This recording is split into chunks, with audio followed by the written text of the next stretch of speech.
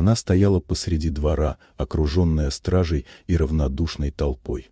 Ее лицо было спокойно, будто все уже решено, хотя сердце билось отчаянно. Молодая женщина по имени Эмили была обвинена в убийстве мужа, уважаемого офицера.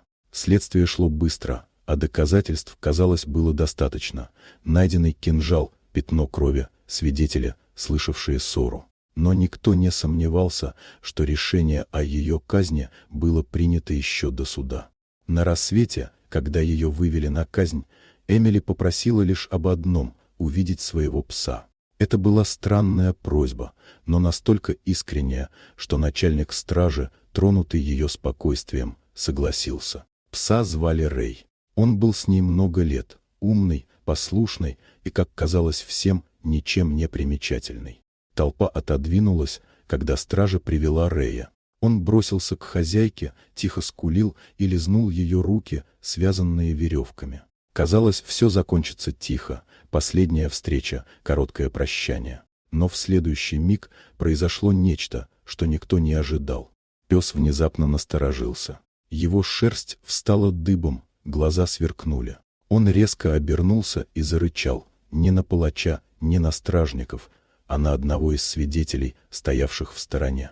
Это был Джордж, старый управляющий семьи, человек, которому все доверяли. Толпа замерла. Джордж попытался отступить, но пес рванулся вперед, вырвавшись из рук солдат, и вцепился ему в рукав. Из ткани выпал перстень, тот самый, который по делу должен был лежать на теле убитого мужа Эмили.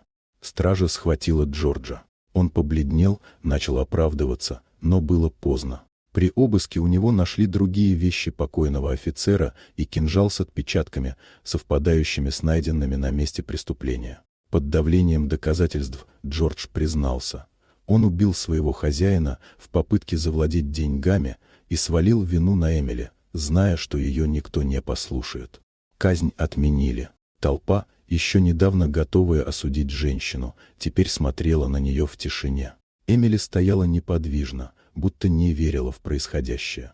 Когда ее развязали, она упала на колени и обняла Рэя. Только теперь она заплакала, не от страха, а от облегчения. Позже суд признал ее невиновной, но Эмили не осталась в городе.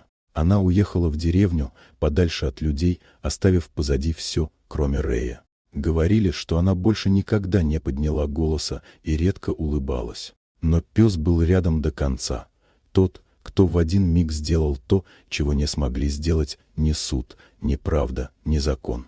Историю об этой казни потом рассказывали долго. Одни видели в ней чудо, другие – доказательство того, что животные чувствуют истину лучше людей. Но все сходились в одном.